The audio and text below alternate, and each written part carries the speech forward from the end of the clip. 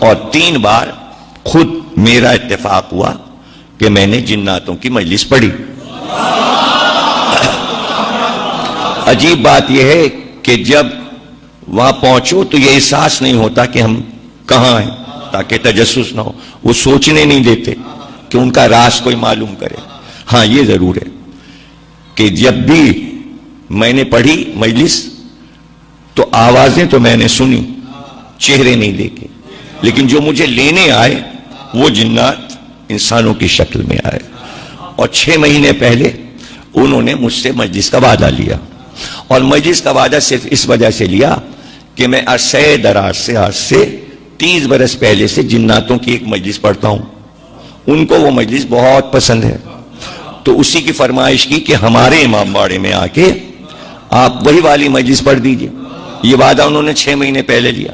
اب میں چلا جناب، وہ لینے آ گئے اپنی تاریخ پر، پہنچا اس جگہ سے تو بارہا گزرے تھے، لیکن وہاں سے جو نیا راستہ شروع ہوا وہ تو ہم جانتے ہی نہیں تھے کہ یہ کہاں سے آ گیا۔ اور پھر ایک ایسی جگہ انہوں نے سواری روکی کہ وہ دروازہ ہم نے پورے کراچی میں نہیں دیکھا تھا، سفید رنگ کا بڑا دروازہ، اس کے اندر لے گئے، بہت بڑا صحن، چاندنی کھلی ہوئی۔ اب وہ 2 جن میرے ساتھ جو لینے آئے تھے سفید کپڑوں میں، انہوں نے لے جا کے امام باڑے میں مجھے بٹھا دیا۔ میرے ساتھ 2 آدمی اور بھی تھے، وہ موجود ہیں میرے گواہ، وہاں بیٹھ گئے۔ سناٹا اور لائٹ کا نام و نشان نہیں، روشنی نہیں، اب اندھیرے میں سائے نظر آ رہے ہیں، اور میں کہہ رہا ہوں بھائی مجلس کب شروع ہوگی؟ کہنے لوگ آ گئے، بس اب شروع ہونے والے۔ میں نے کہا لوگ تو کوئی نہیں دکھائی دے رہا، اب اندھیرے میں بھی آنکھیں پاڑ کہ نہیں آپ پریشان نہ ہو، لوگ آ گئے ہیں، مجلس شروع ہونا اتنی دیر میں سوسخانی شروع ہو گئی۔ تب محسوس ہوا کہ گریا کی آوازیں آ رہی ہیں، یعنی یہ سب بھرا ہوا ہے، پورا امام باڑہ بھرا ہوا ہے، اتنی آوازیں آ رہی ہیں۔ پھر میں ممبر پہ گیا، میں نے مجلس پڑھی، فرمائش تھی ان کی کہ جناب سکینہ کی شہادت پڑھیے گا اور جعفر جن کی مجلس پڑھیے گا۔ خیر جب میں نے شہادت پڑھی تو اتنی دیر میں تابوت برآمد ہوا۔ اب جب میں ممبر سے اترا تو میں نے دیکھا سفید پھولوں سے سجا تابوت شہزادی کا صحن میں آیا، لیکن کوئی اٹھانے والا مجھے نظر نہیں آ رہا، بس وہ ہوا پہ رما نظر آیا۔ مجلس ہو گئی، انہوں نے مجھے تبرک دیا۔ 8 دن تک تو وہ تبرک ختم نہیں ہوا، بلکہ کئی گھروں میں بانٹا گیا۔ اس طرح رابطہ رہا۔ پھر لاہور میں 2 جن ایک امام باڑے میں آ گئے تھے، اور انہوں نے علم کے نیچے اپنا مسکن بنایا، موج دریا روڈ پر خیمہ سادات میں۔ یہ قاسم یہاں موجود ہیں، آپ کو بتائیں گے، یہ شریک ہوئے ان مجالس میں۔ 20 محرم کو یہ جنوں کی فرمائش کی مجلس میں لاہور میں عرصہ دراز تک پڑھتا رہا خیمہ سادات میں، اور وہاں جو دونوں جن رہتے ہیں ان کے نام بھی مجھے معلوم ہے اور میں نے ممبر سے بتا دیے تھے۔ ایک کا نام قیصر حسین ہے، ایک جن کا نام ہے، دوسری خاتون ہے، اور وہ علم کے نیچے 3ری منزل پر وہ لوگ مسکن بنائے ہوئے ہیں۔ تو جب خیمہ سادات میں ہم جاتے ہیں تو وہ فرمائش ہوتی ہے کہ جنوں والی مجلس پڑھ دیجئے۔ اس میں بڑا مجمع ہوتا ہے، پورا لاہور ٹوٹا ہوتا ہے، سڑکیں بند ہو جاتی ہیں۔ ادھر کئی برس سے لاہور جانا نہیں ہوا اور میں وہ مجلس نہیں پڑھ سکا۔ ایک مجلس اور میں نے جنوں کی پڑھی، ایک جنوں کی مسجد لکھنؤ میں بھی ہے۔ اگر اور سارے قصے آپ کو بتاؤں گا تو بہت طویل ہو جائے گا۔ مختصر یہ کہ جس مجلس کی فرمائش جنات مجھ سے کرتے ہیں وہ مجلس میں آپ کو آخر میں سنائے دیتا ہوں کہ ان کو یہ مجلس کیوں پسند ہے۔ وہ واقعہ یہ ہے کہ ایک بزرگ یہ کہتے ہیں کہ ایران کے کتب خانے میں جو روضہ امام رضا ہے وہاں ایک کتاب خانہ ہے، اس میں ایک کتاب دریافت ہوئی تھی، تو اس میں ایک بزرگ نے اپنا واقعہ یہ بیان کیا تھا کہ میں تاجر تھا اور میں تجارت کے لیے باہر جایا کرتا تھا کشتی کے سفر پر، اور میں اپنا مال کشتی پر لے کر جایا کرتا تھا۔ ایک بار واپسی میں طوفان آیا، اور طوفان جو آیا تو میری کشتی ٹوٹ گئی اور سب کچھ میرا مال بہہ گیا دریا میں، اور یہاں تک کہ کشتی جو ٹوٹی تو میں بے ہوش ہو گیا۔ جب مجھے ہوش آیا تو پتہ یہ چلا کہ کشتی کے لکڑی کا ایک تختہ جس پر میں پڑا تھا اس نے مجھے بہا کر کنارے ساحل پہ پہنچا دیا تھا. میری آنکھ کھلی تو صرف آسمان نظر آیا یا سامنے پانی نظر آیا.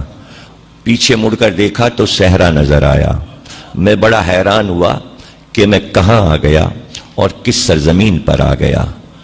کچھ دور اٹھ کر میں چلا تھا کہ ہوا تیز جب آئی تو ایسی ہوا میں نے کبھی محسوس نہیں کی تھی. بہت تیز چل رہی تھی لیکن ہوا میں بہت سی آوازیں میرے کان سے ٹکرائیں. یہ آوازیں رونے کی آوازیں تھیں. چاروں طرف سے چیخنے اور رونے کی آواز آ رہی تھی.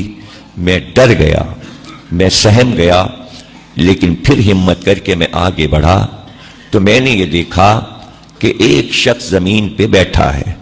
جب وہ چیخ کر روتا ہے تو اس کے جواب میں کئی ہزار آوازیں چاروں طرف سے رونے کی آتی ہیں. میں بہت ڈر گیا. میری ہمت نہیں پڑ رہی تھی کہ میں قریب جاؤں, اس لیے کہ اس آدمی کی جو حالت تھی وہ ایسی تھی کہ اس کے بال الجھے ہوئے اس کے چہرے پہ پڑے تھے. اس کی آنکھیں لال سرخ ہو رہی تھیں اور وہ سر جھکائے زمین پہ بیٹھا چیخ کے روتا تھا. ایک جگہ روتا, پھر اٹھتا, دوسری جگہ جاتا, پھر آگے بڑھتا, پھر کہیں بیٹھتا, پھر روتا. اور جب وہ روتا تو چاروں طرف سے رونے کی آوازیں آتی تھیں. لیکن میں نے یہ دیکھا کہ جب وہ زمین پہ بیٹھتا ہے تو انگلی سے کچھ زمین پہ لکھتا ہے. میں نے سوچا کہ صحرا میں اس کے علاوہ کوئی نہیں ہے, میں کہاں جاؤں گا؟ کوئی راستہ بھی نہیں نظر آ رہا. تو میرے دل نے کہا کہ پشت پر پیچھے سے جا کر میں یہ دیکھوں کہ یہ زمین پہ لکھتا کیا ہے. میں آہستہ آہستہ اس کے پیچھے گیا اور پھر میں نے چھپ کے دیکھا کہ یہ زمین پہ کیا لکھتا ہے. اب جو میں نے دیکھا تو وہ انگلی سے لکھتا تھا یا حسین, یا حسین. جب میں نے حسین کا نام لکھا دیکھا تو بڑی میری ڈھارس ہوئی. پھر میرا ڈر ختم ہو گیا کہ اب اس سے ڈرنا نہیں چاہیے, بلکہ یہ حسین کا کوئی چاہنے والا لگتا ہے, یہ مجھے اذیت نہیں پہنچائے گا. اس لیے میں گھوم کر اس کے چہرے کے سامنے آیا. میں نے سلام کیا. میں نے سلام کیا تو اس نے چہرہ اٹھایا. اس نے حیرت سے مجھ کو دیکھا. میں نے اس سے سوال کیا تم کون ہو؟ تو اس نے فوراً کہا کہ تم مجھ سے پوچھو کہ میں کون ہوں, تم بتاؤ کہ تم کون ہو اور تم یہاں کیسے پہنچے. تو فوراً میں نے کہا کہ میں تجارت کرتا تھا, میری کشتی طوفان کی نظر ہو گئی, کشتی ٹوٹ گئی, لکڑی کے تختے نے مجھے یہاں تک پہنچایا. مجھے اب نہیں نظر آتا کہ میں اپنی منزل پہ پہنچوں گا, لیکن اس صحرا میں میں نے تمہیں دیکھا. میں نے اپنا حال تمہیں بتا دیا کہ میں مسافر ہوں اور پریشان ہوں. اب تم بتاؤ کہ تم کون ہو. میں تمہارا نام اس لیے پوچھنا چاہتا ہوں کہ تم میرے مولا کا نام یہاں پر کیوں لکھ رہے ہو؟ میں نے اس سے کہا اس نام کی قسم مجھے بتاؤ تم کون ہو. تو اس نے کہا مجھے حیرت ہے کہ تم یہاں تک کیسے پہنچے, اس لیے کہ یہ صحرا ملک عدم کا کنارہ ہے. یہ دنیا کا وہ حصہ ہے جہاں آدم ذات نہیں پہنچ سکتا. تمہیں کسی طاقت نے یہاں پہنچایا ہے اور تم اس نام کے بارے میں پوچھتے ہو. یہ میرا آقا ہے, میں اس کا غلام ہوں. کہا تم کون ہو؟ تو اس نے سر جھکا کر کہا میں زعفر جن ہوں, میں جنوں کا بادشاہ ہوں.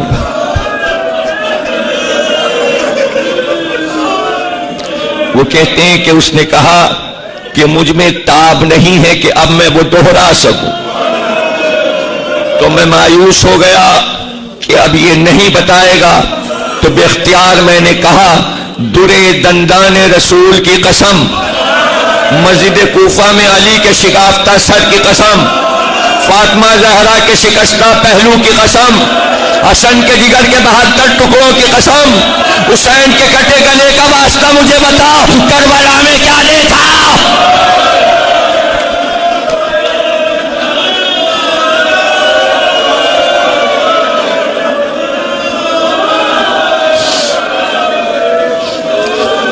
دیکھ کر رونے لگا جعفر جن.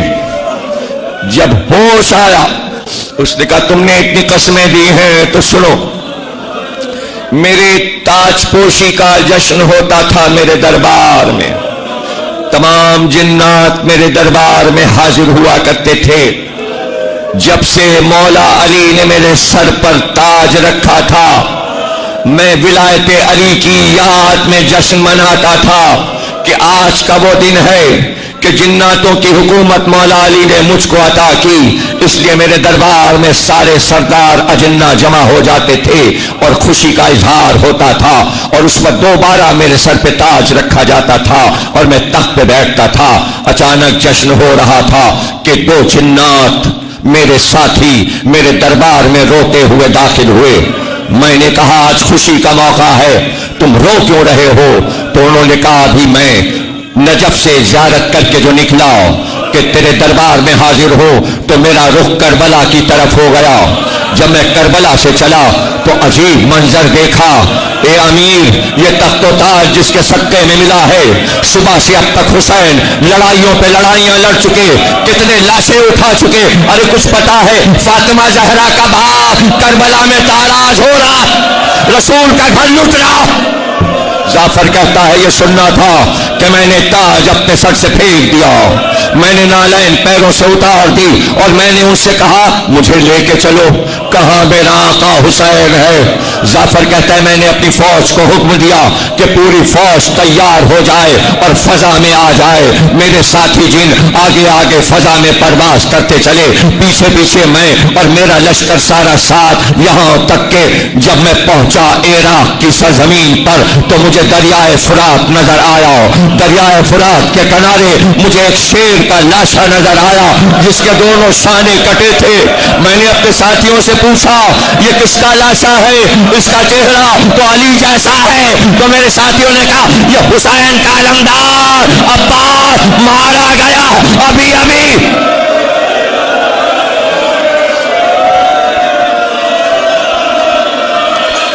میری